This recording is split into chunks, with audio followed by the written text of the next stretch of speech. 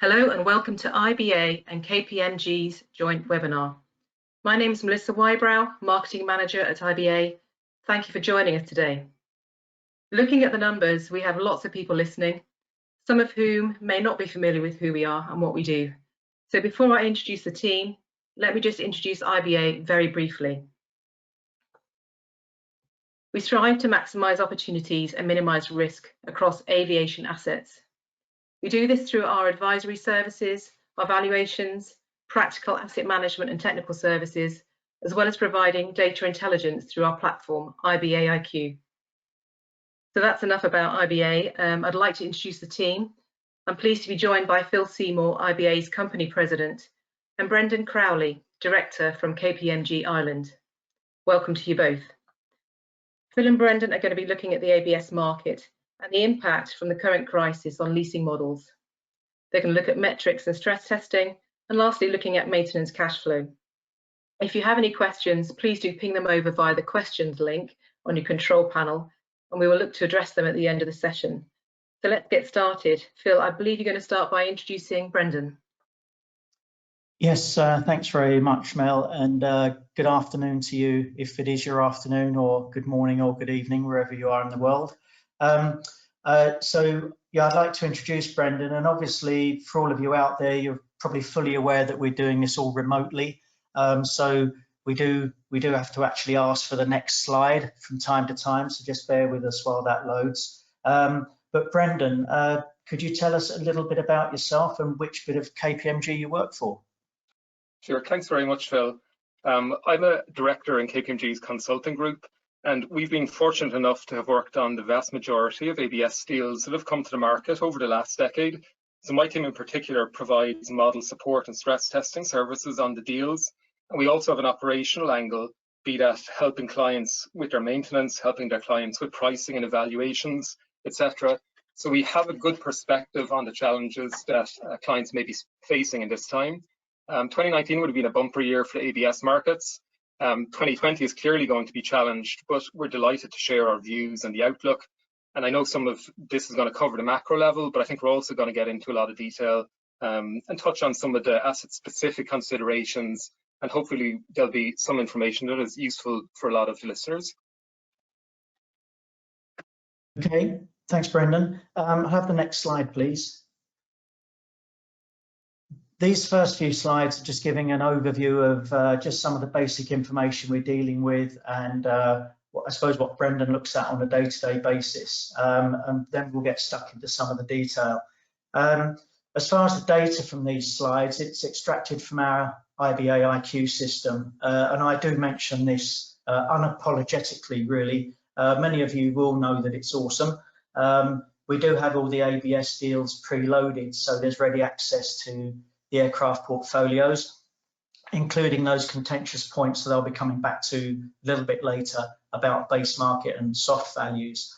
As far as the top left chart, the chart on the top left of this point, post 2015 ABS structures, the aircraft status. As of our recording system, we had more than 60% were parked and stored, slightly more affected than the average, which we're showing at just over 50% at the moment. However, that is tending to move to the right even as we speak.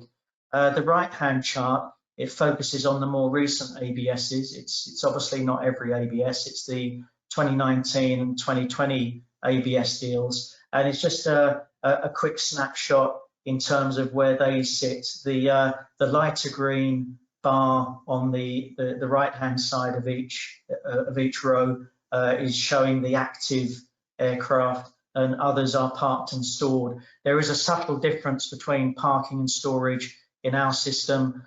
We place an aircraft into storage once it's been parked for 14 days. So we are expecting some of these to move. There is some utilization of aircraft where operators are keeping them flying to keep crews current, etc. As far as the wide-body turboprop regional jet and narrow-body split on the bottom left, I would say that the highest percentage, of course, by fleet is wide-body being impacted by the lack of intercontinental and international travel. Next slide, please.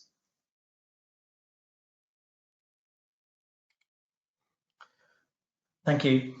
The current portfolio composition, the top left chart shows the spread that we've all come to know and love about the ABS structures, very heavily narrow body focused, with a few that have regional jets and turboprop specific, and there's obviously a few wide bodies sprinkled in amongst the fleet.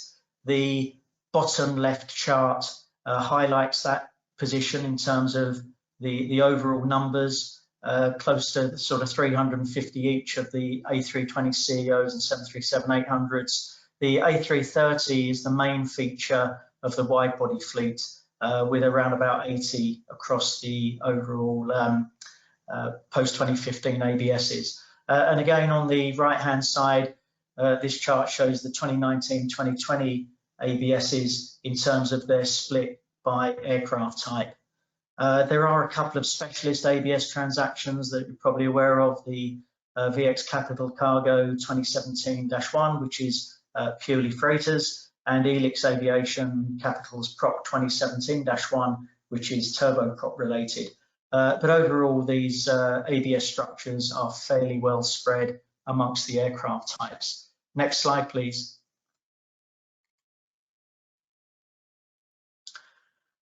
Quite a busy slide, but this looks at some average lease terms remaining. The left ones, the top left is ABS aircraft with average lease term remaining. We've called them the top ones because they have the longest average lease term remaining. On the right-hand side, we show the lowest, or perhaps shortest may have been a better word, for the shortest lease terms remaining on average across the ABS portfolios. As a broader picture, the bottom left-hand side shows the ABS lease ends by year that are scheduled. 2020, obviously, many of these were being the subject of extensions or negotiations pre-COVID-19.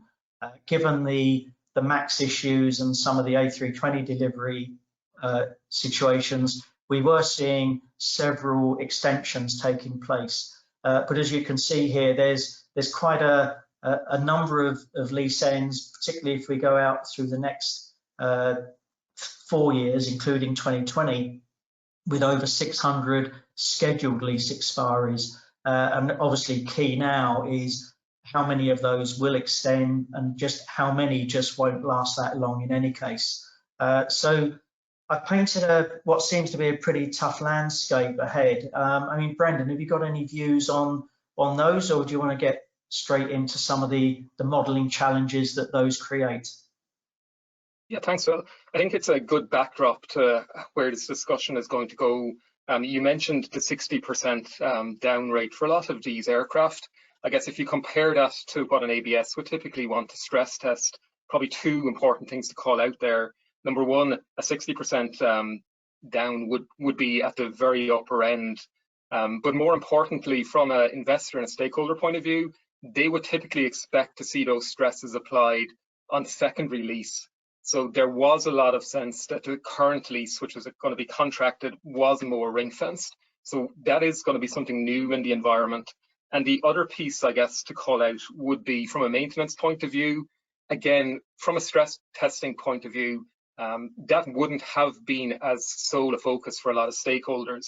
But I think maintenance is going to be a recurring topic in this conversation. We do expect, and I think your charts are showing that this downturn is probably going to accelerate a little bit. So the 60%, we're seeing projections that may go to 80% plus. So it's against that backdrop that we're going to be, I guess, discussing and having the conversations, and some topical points there I think that we'll be talking about, like the wide body versus narrow body impact, and I guess the depth and breadth of the potential downturn. Yeah, okay. I'll let you lead on with the next slides. Yep. Tell us when you're ready. Okay, so if we could go to the next slide. This topic that we're going to be talking about is about the short and medium term planning that ABS stakeholders may be engaged in now. and the outlook for them. So we're going to try to make it as actionable as possible for people. So one of the challenges we know that people are facing is, can they control it? And if you cannot predict accurately, why should you be predicting with the data? So the chart I've shown here is an illustrative 12-month cash flow outlook that may be typical for an ABS vehicle in the circa 20 aircraft range. So each of these bar charts represents the expenditure that may need to be incurred by this ABS, and it is very tightly controlled via indenture agreements. The lines going across show where the rents and maintenance flows may come in and where they cross. So the key message that I guess this will probably show us is that typically an ABS will have very predictable debt outflows and very predictable expenses. What is less predictable and is a little less lumpy here is going to be the maintenance.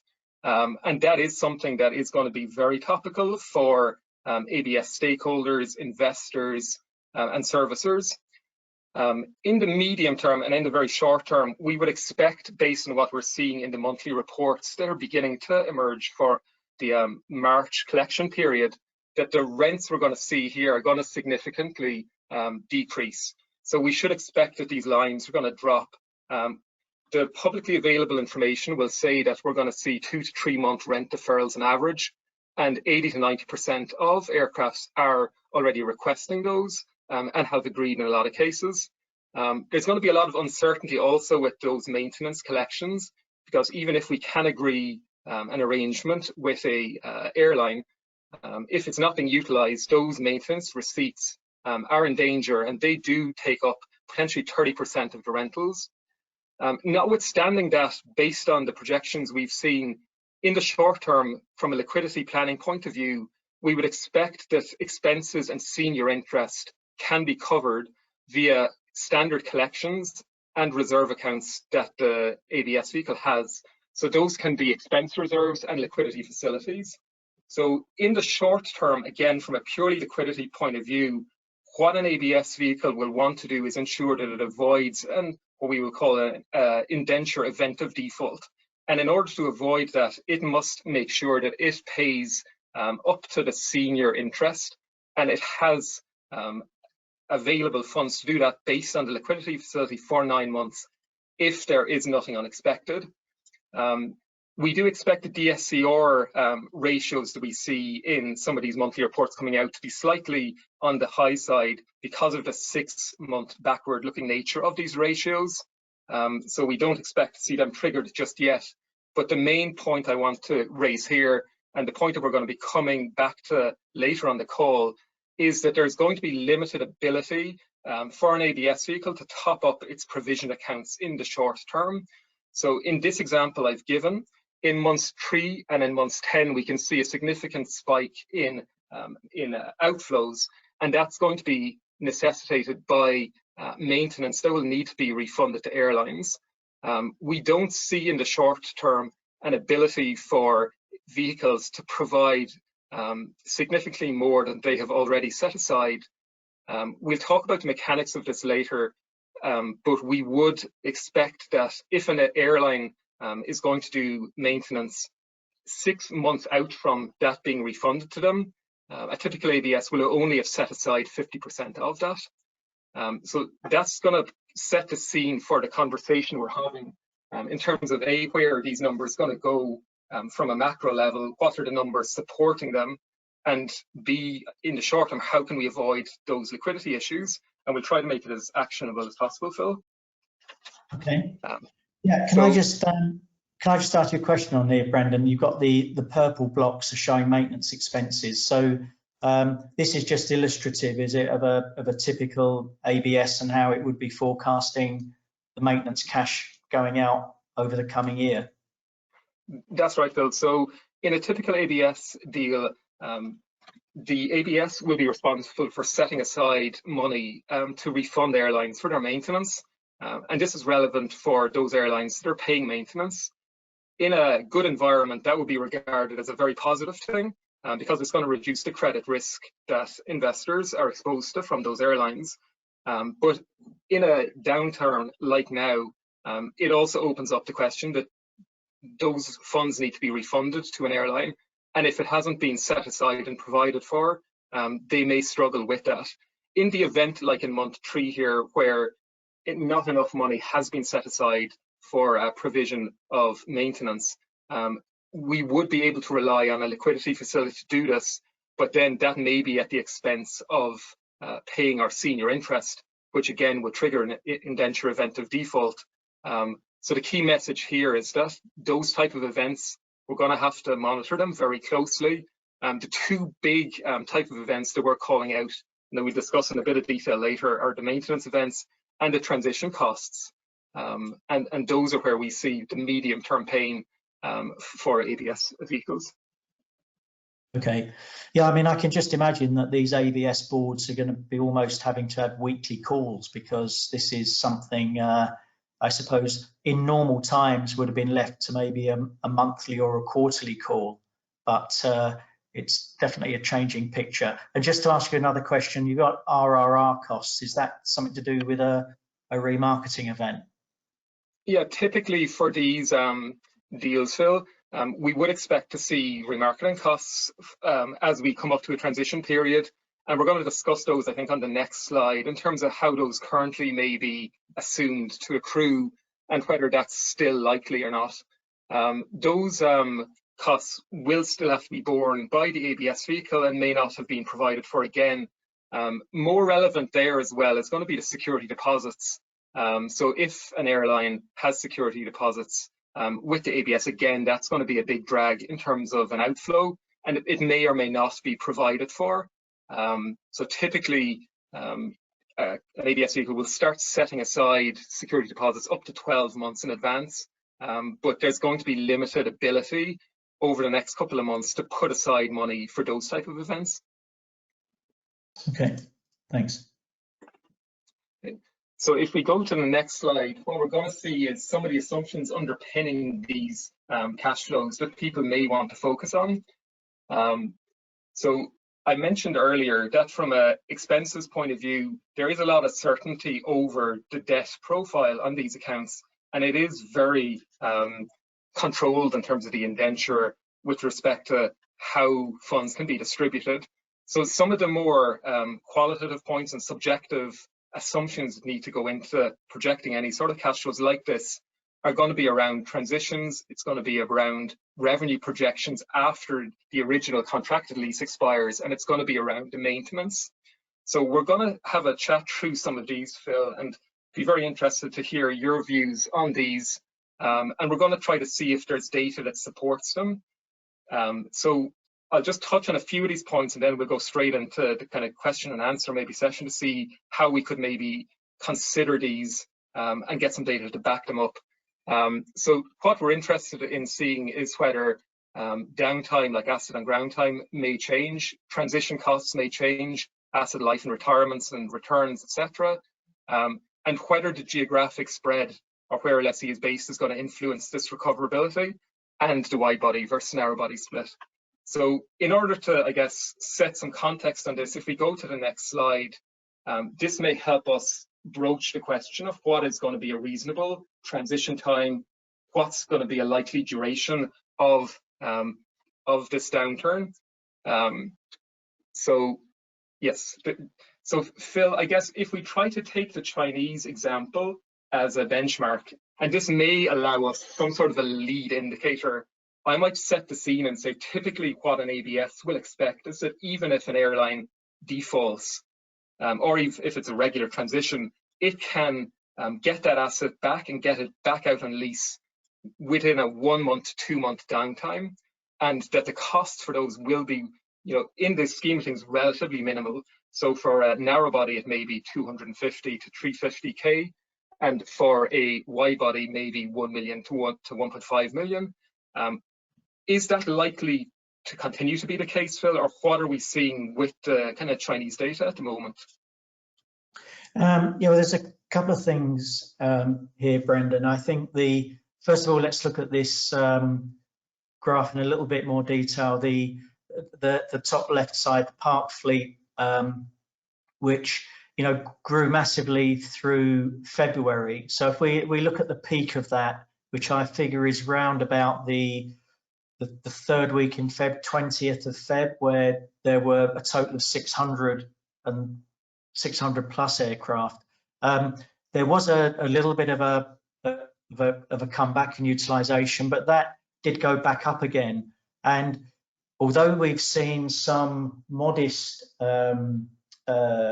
improvement, the OAG data I was looking at suggested that China Southern, Air China and China Eastern have actually added about 10% more seat capacity in the last 2 weeks, but that is still 50% down on the mid-January figure.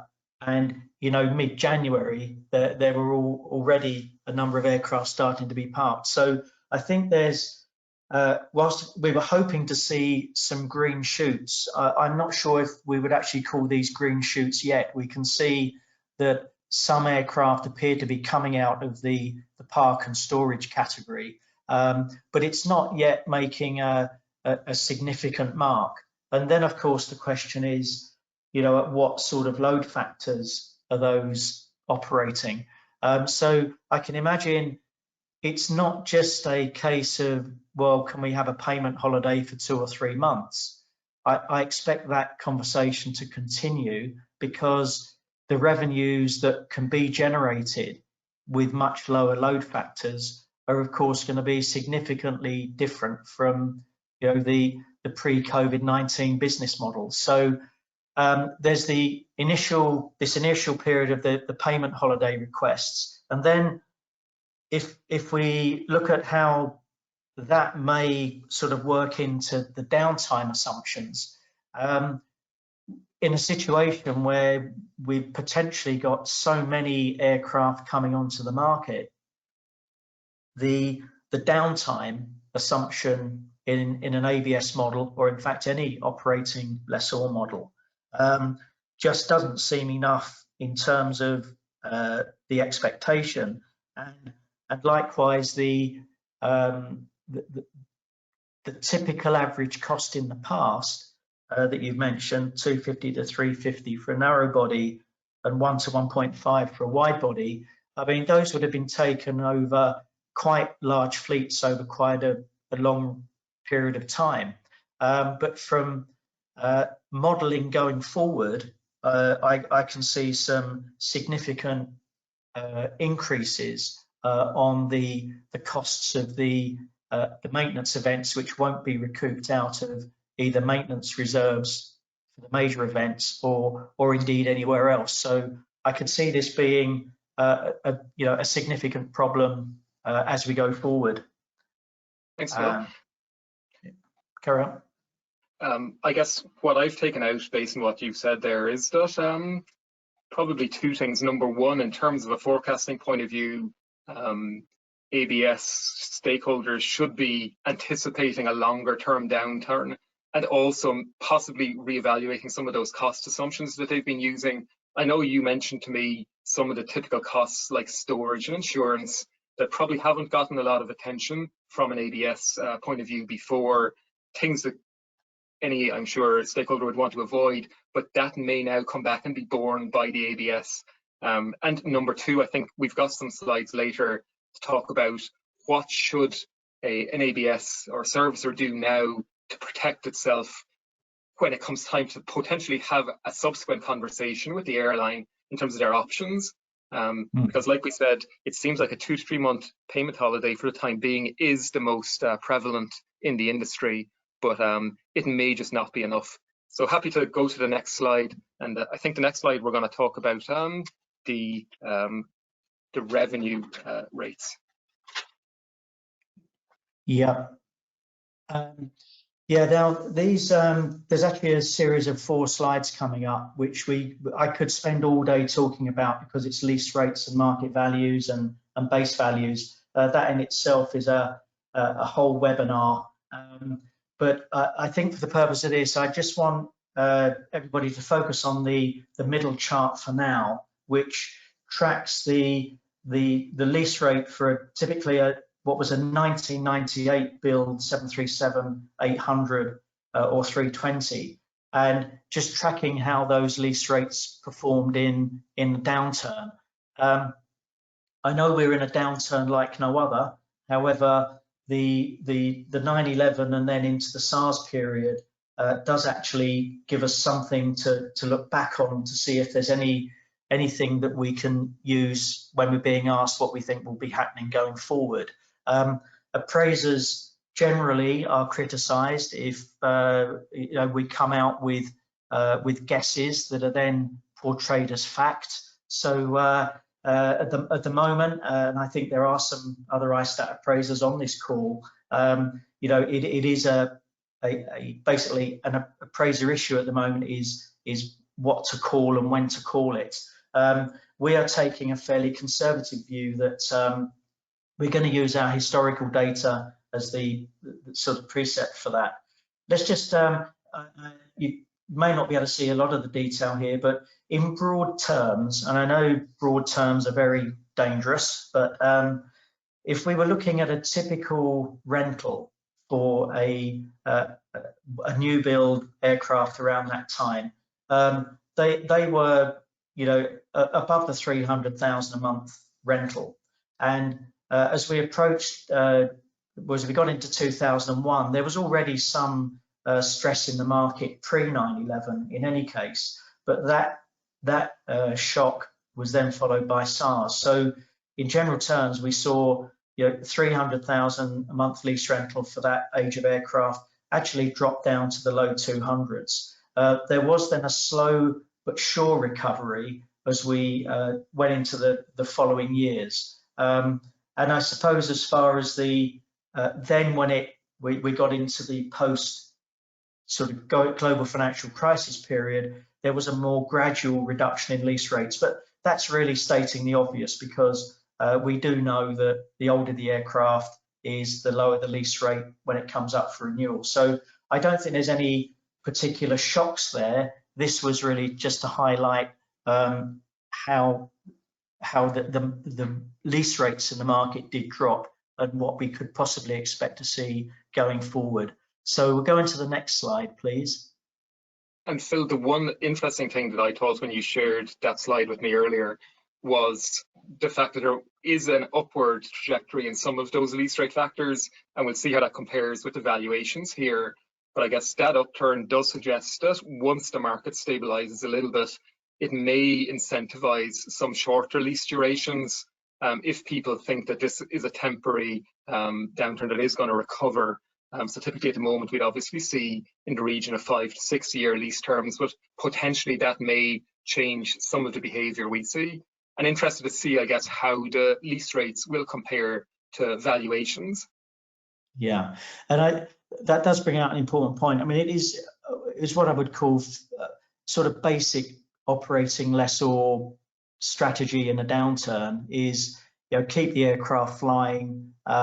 If you're going to reduce the lease rental, then you have a correspondingly shorter lease term in the always optimistic view that things will always get better.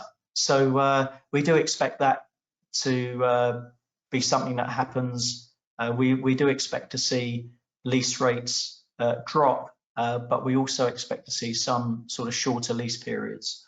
As far as the market values are concerned, again, for the purpose of this webinar, to keep it moving fairly rapidly, the middle chart is the narrow body market value performance. The key takeaway, perhaps the next time I show these, I will superimpose them, is actually market value never really recovers to the same extent of as a lease rate.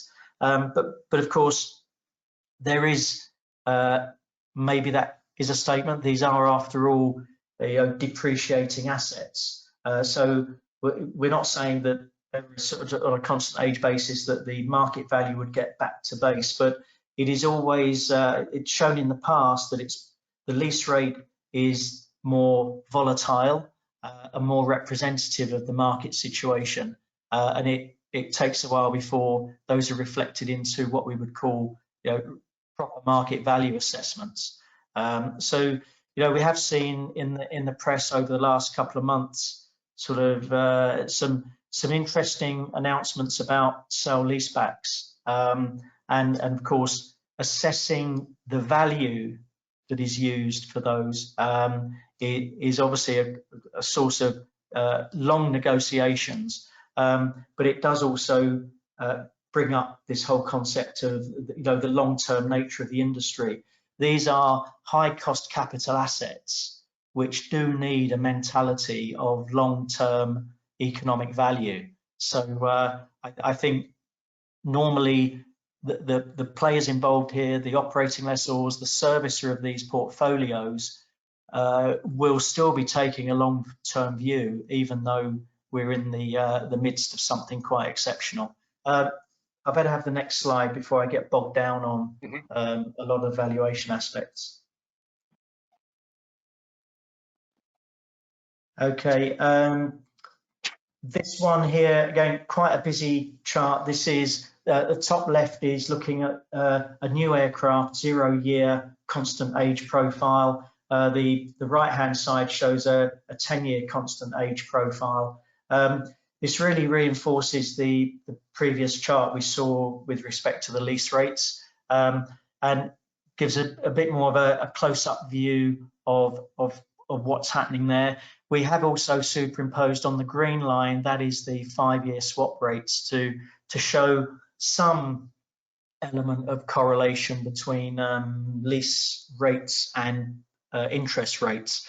Interestingly, if we look at the left-hand side chart, but also the right-hand side of that, where we've got the light blue line, which is the A320neo, and the max is shown, the max 8 is shown on the yellow.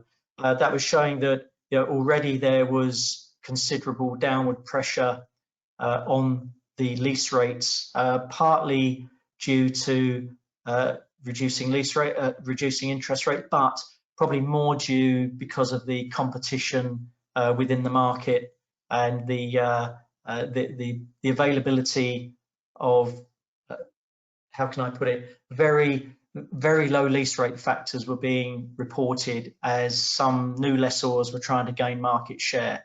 So there, let's have the next slide, please, which we will look at the relationship between base value and market value. And again, this is very much a topical discussion, because base value is an ISTAT defined term, and it does look at the long-term economic value. It was specifically designed to handle valuations during downturns. The idea being, these are high-cost capital assets, and keeping a long-term view may be a more reasonable proxy to avoid short-term impairments. And of course, from an auditor's perspective, an impairment once made can't be reversed. So there is an argument that says base value should be something to be considered. There are some, just to clarify this graph is showing the ratio between market value and base value. And the key takeaway is that in this situation of what was then a new build 1998 737-800 and A320 CEO, there was a dip from the base value, and that did last for round about 40 months before market value tracked back onto base value. But of course, base value is a continuous depreciation curve, so it isn't showing that you're recovering back to the same market value. It's just the ratio between market and base. So, and Phil, could I ask you about the typical assumptions that an ABS may place a lot of reliance on?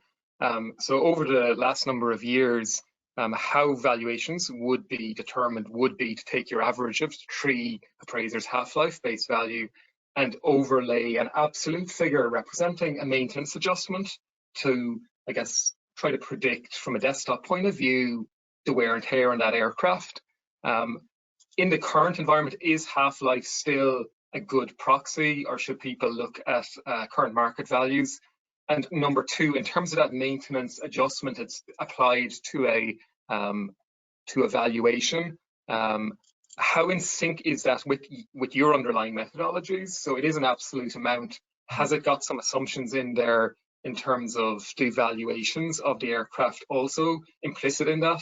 And is there any other information, I guess, stakeholders should be using now? In the interest of being as brief as possible, to move along, this does open up a whole what I call situation now, because let's face it, if there was a new ABS being put together, and I can almost hear 495 people laughing at me, but I think clearly if we were doing things differently now, there would be base value is still what I'm saying is the reasonable long-term economic value.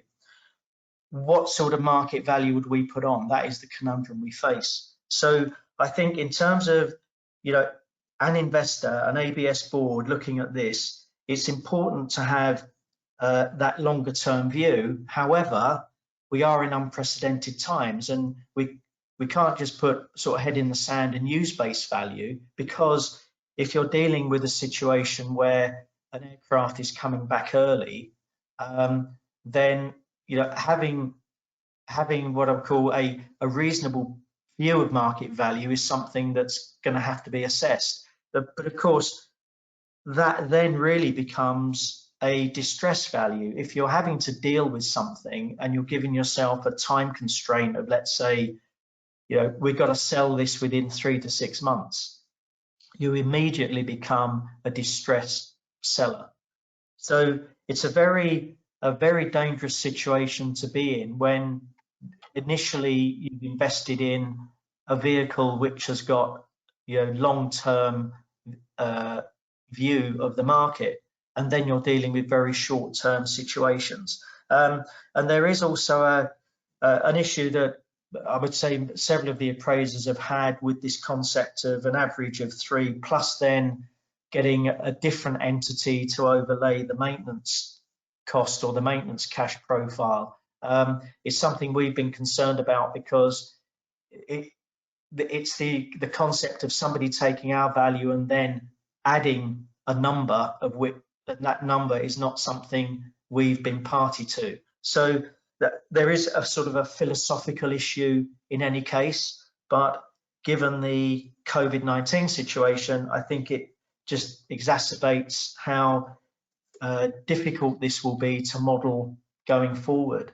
So I suppose I'm looking to move on a bit, Brendan. Yeah. I'm not sure if I answered all of your questions there, but I think that's very helpful, Phil. So I think this section has been useful to show maybe where some of those assumptions are going to go into the future.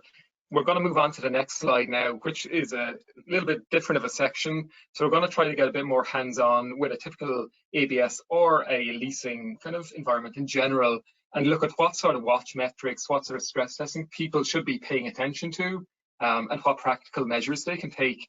So we're going to have 3 different sections in this. If we go to the next slide, we're going to look at the, I guess, portfolio level metrics that people may want to pay attention to. After that, we'll talk about some of the different leasing options when people are confronted with decisions and how they should make those decisions. And number 3, we'll look at some of the qualitative factors. So in terms of the portfolio level watch metrics, Phil, what we're saying here is that some of those traditional numbers, like lease rate factors, may not be relevant in the current environment, and in particular for an ABS in the short term.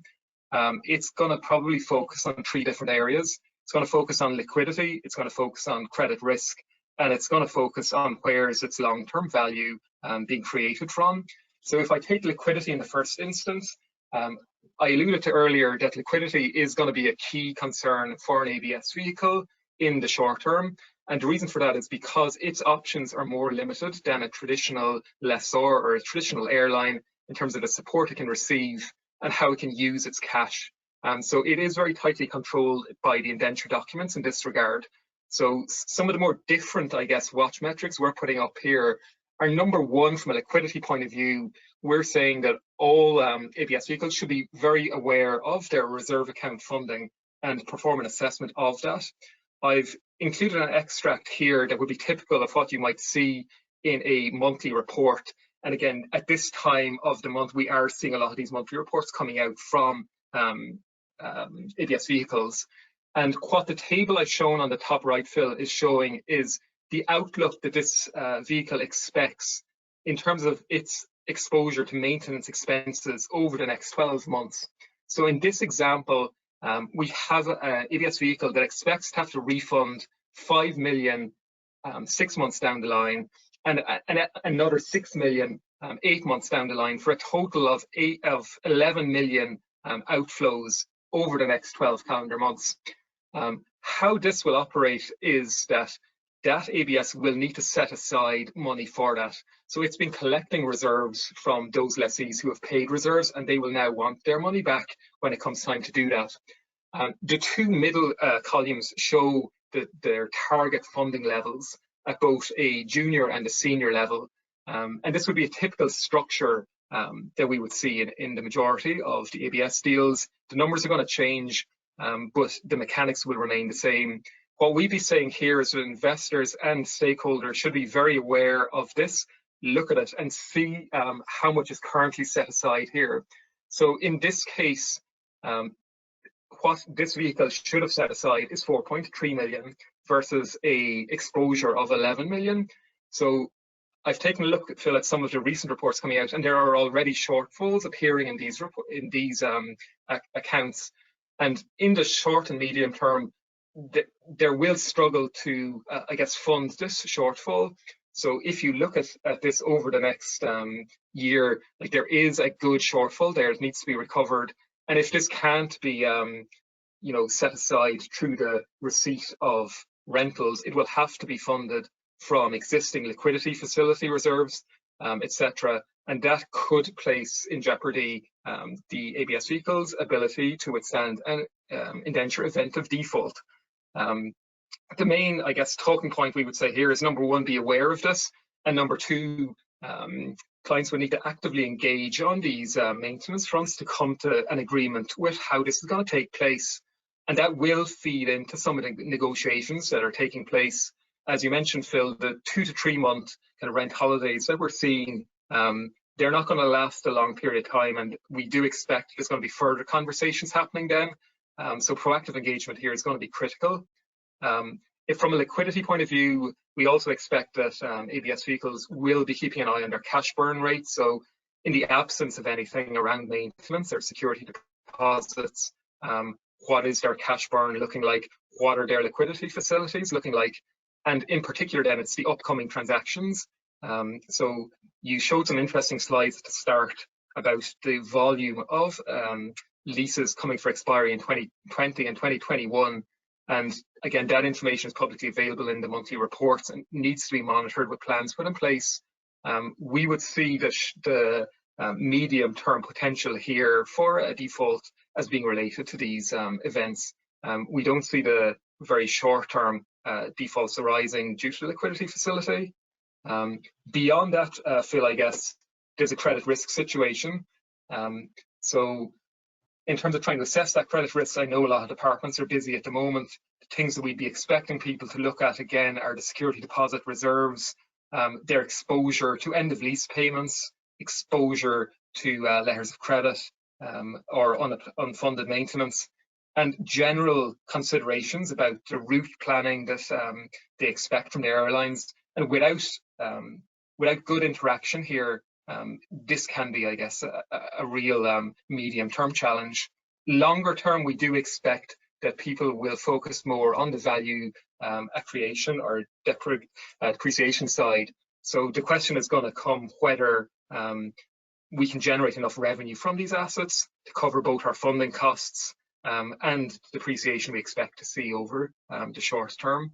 So Phil, I might leave that portfolio metric one for the time being and move on to the next slide unless you've got questions. Because I think what people will want to see is actionable.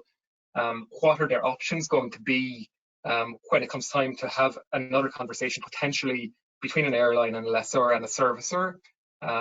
So on this slide, Phil, I'm going to hand over to you now, but we would expect that your typical lessor, your typical servicer will have good pricing models to evaluate whether a lease is a good lease or not, whether it passes their IRR thresholds. But equally now, we're going to have to go beyond that and start comparing different alternatives. So we may have been, I guess, confronted with a situation where if a lessee can't pay, it's going to have to take a 2 to 3 month holiday. But now that we're going to preempt this, what is our preferred workout scenario with some of these? And scenario planning, contingency planning is going to be important to know what do we want to protect here. So Phil, will I hand over to you to discuss some of these options? Yeah, I won't go through each one, but basically starting at the top, we're showing here, you know, the best outcome. You've got a great operator. I'm not quite where in the world that may be at the moment, but they're saying, you know, we're quite happy. We're going to continue with the current lease terms. You know, nothing is required. Now, this is a little bit anecdotal, but we reckon only about 10% of aircraft, and this isn't just ABSs, will be in this category. We would expect requests for payment holidays and or reduced rental payments. That may also, of course, trigger less cash coming in for the maintenance events because the aircraft isn't being utilised. Yet some airframe maintenance, of course, is calendar driven, so the clock is still ticking on some of the airframe checks. You could see requests for longer term rental reduction. There will be discussions around lease extensions, perhaps some future overpayments. There could even be then negotiations around maintenance reserves and or redelivery conditions. We've seen some situations in the past where the airline says, well, I'll keep hold of the aircraft, but I can only afford to pay you by the hour or whenever I utilise it. You're then in the more doomsday scenarios of early redeliveries, lease terminations, and of course, if the whole airline fails, you've got an abrupt redelivery. So there's a whole series of things that could happen. And this does, we've already had some questions in, Brendan, about you know, potential conflicts here between the servicer and its broader role, usually of that servicer being a lessor.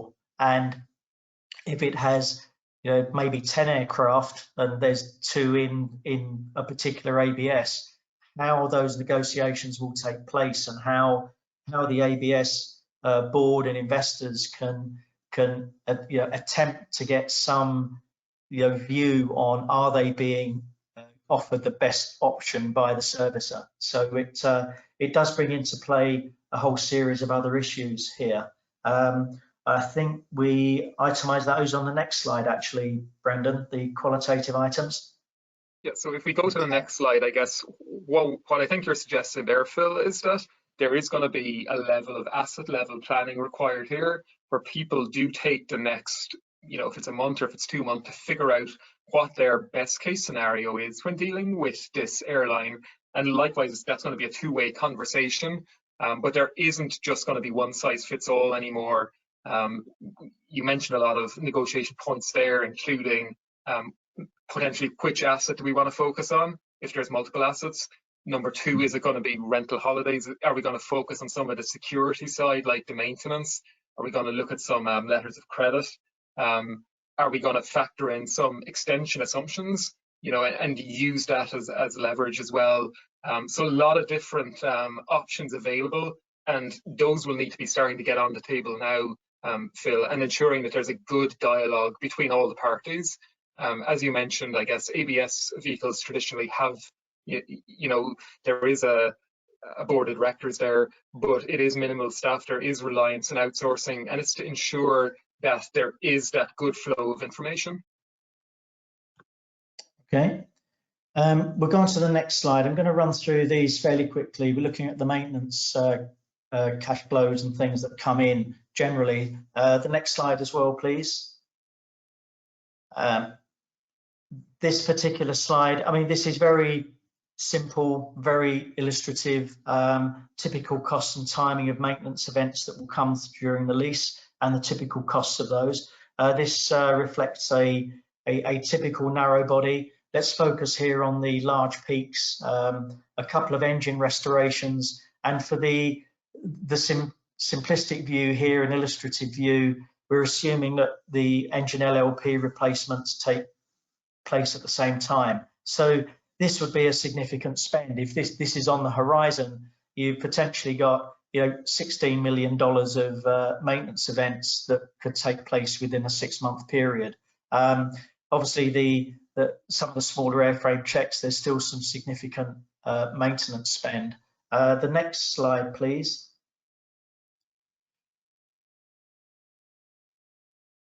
The next slide is really illustrative of the maintenance exposure from a starting point, and this is really meant to show how the total reserves may keep up or not with potentially the cost of the check. Obviously, most leases are structured around a heavily negotiated maintenance reserve, which can be a lot less than the actual cost, and the leases will rely on the lessee to make good that gap.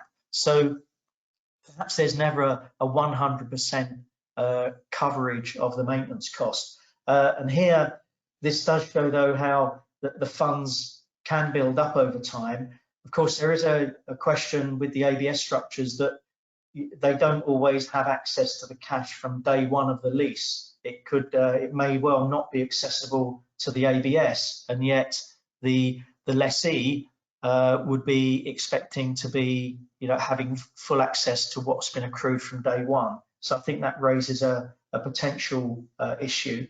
There could be, again, my point is, I'm going to cover some of these points in the next slide, which is there's more to aircraft maintenance costs than just these events. So I mean, here, Brendan, is there something that you could just reinforce what I've said there, that access to day one of the lease isn't what's been accrued, is it?